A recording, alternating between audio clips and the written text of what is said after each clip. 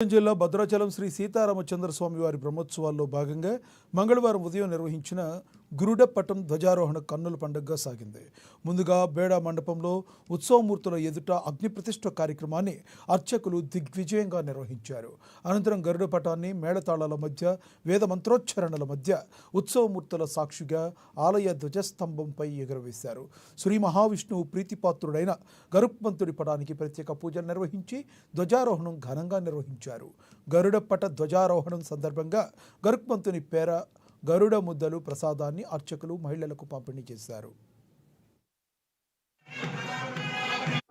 భద్రాచల దివ్యక్షేత్రంలో ప్రారంభమైనటువంటి వసంతపక్ష ప్రయుక్త శ్రీరామనవమి శ్రీ కళ్యాణ బ్రహ్మోత్సవాల్లో భాగంగా ఈరోజు 7వ రోజు ఉత్సవాల్లో వసంతపక్షోత్సవాల్లో ఈరోజు 7వ రోజు ప్రారంభమవుతుంది. ఈరోజు ఉదయం అగ్ని ప్రతిష్ఠా కార్యక్రమం, అగ్ని ప్రతిష్ఠతో పాటుగా అరణి మథన కార్యక్రమం జరిగిన తర్వాత అగ్ని ప్రతిష్ఠ, ఆ తర్వాత ధ్వజారోహణ ఉత్సవాలతోటి ఈ కార్యక్రమం అనేటువంటి ప్రారంభమై ఆ ఉత్సవం వివిధంగా చక్కగా జరుగుతుంది.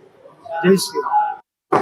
భద్రాచల దివ్యక్షేత్రంలో ప్రారంభమైనటువంటి వసంతపక్ష ప్రయుక్త శ్రీరామనవమి శ్రీ కళ్యాణ బ్రహ్మోత్సవాల్లో భాగంగా ఈరోజు 7వ రోజు ఉత్సవాల్లో వసంతపక్షోత్సవాల్లో ఈరోజు 7వ రోజు ప్రారంభమవుతుంది. ఈరోజు ఉదయం అగ్ని ప్రతిష్ఠా కార్యక్రమం, అగ్ని ప్రతిష్ఠతో పాటుగా అరణి మథన కార్యక్రమం జరిగిన తర్వాత అగ్ని ప్రతిష్ఠ, ఆ తర్వాత ధ్వజారోహణ ఉత్సవాలతోటి ఈ కార్యక్రమం అనేటువంటి ప్రారంభమై ఆ ఉత్సవం వివిధంగా చక్కగా జరుగుతుంది.